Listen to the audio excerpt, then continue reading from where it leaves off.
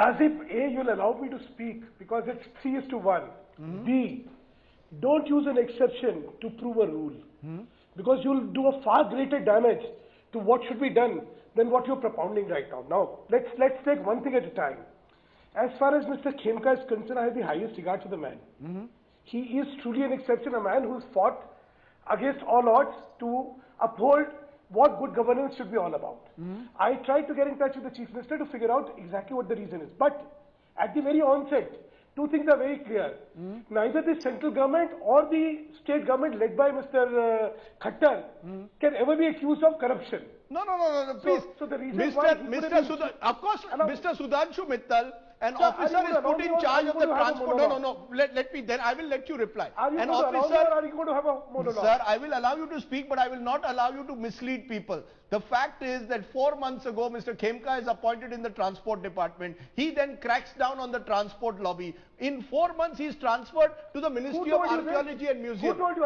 Which lobby did he crack? No, Rajdeep, let us understand. You don't make sweeping statements. I will, because my reporter has gone on the ground. My reporter has found out how overloaded lobby, how overloaded lorries. What is happening is, Rajdeep, to prove a point, we make wide allegations and then we want to conclude a system has to be differently looked at. If 46 transfers exhibit that here is a man who's fighting against vested interest. All those who have not been transferred 46 times, does it say that they have not been fighting it? Sir, that's not my... that's not what I'm saying, sir. Is an exception. Mr. Mittal, I'm not saying that. I am saying that your Haryana government cannot call the transfer of an officer in 4 months every time routine. It cannot say that it is being done in the public interest. Our reporter has gone on the ground and found that Mr. Khemka was acting against the transport lobby where there were people who were carrying overloaded trucks linked to the sand mining mafia. That's what our reporter has found. Now you are coming on this program and saying, look, don't make Khemka out to be an exception.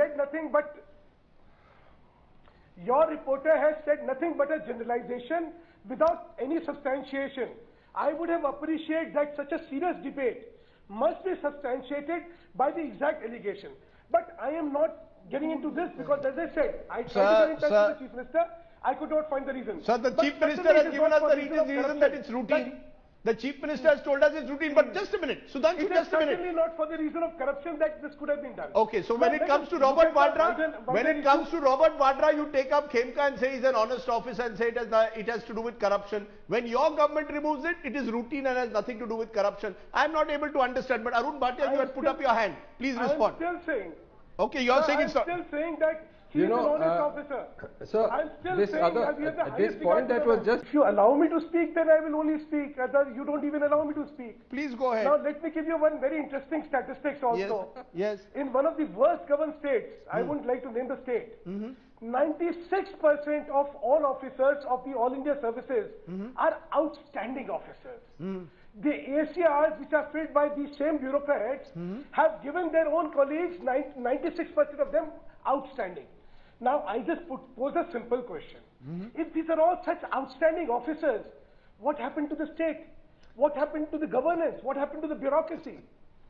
That's another... You just heard Mr. Bhatia sir, you are raising a valid issue about confidential reports and whether those confidential reports should be tougher on officers. Then as CSR Subramaniam is saying, sack them. If an officer is so inefficient, remove him from the service. I have a lot to tell you. Allow me just two more points. Yes. Just 2 more points. Yes. You just heard Mr. Arun Bhatia saying those who have not been transferred are either corrupt or tolerate corruption for vested interest. So he is saying the norm, the rule is corrupt and tolerating corruption. The exception is honesty. If this is the state of Indian bureaucracy, then talking about insulating them, talking about all this, do you understand the wider implications? It is very easy to have again you are prophecy. Mr. Sudhanshu Mittal, you have now become a master politician because you know how in a way to twist the argument what Arun Bhatia was trying to say. But Mr. Bhatia, how do you respond? Sir, just a minute, sir. Become popular. Sir, let's not shout. We do not even apply ourselves seriously to the national issue. Okay, let's not shout. Problem. Sir, let's not shout. Debate also, you will not go into the depth of what is required to be done. Rajdeep, Mr. Subramaniam said, it percolates. Brilliant, yes. Mr. Narendra Modi is the cleanest of all. Yet, all his effort in terms of the bureaucratic behavior on corruption, what is it exhibiting at the lower level? Sir, the problem is elsewhere. The problem is, you just talked about police reforms. The Supreme Court has ordered the legislative assemblies to enact a law. I thought that was a sovereign function of the legislative assembly, whether to enact or not to enact. So there are problems. The fundamental problem is accountability.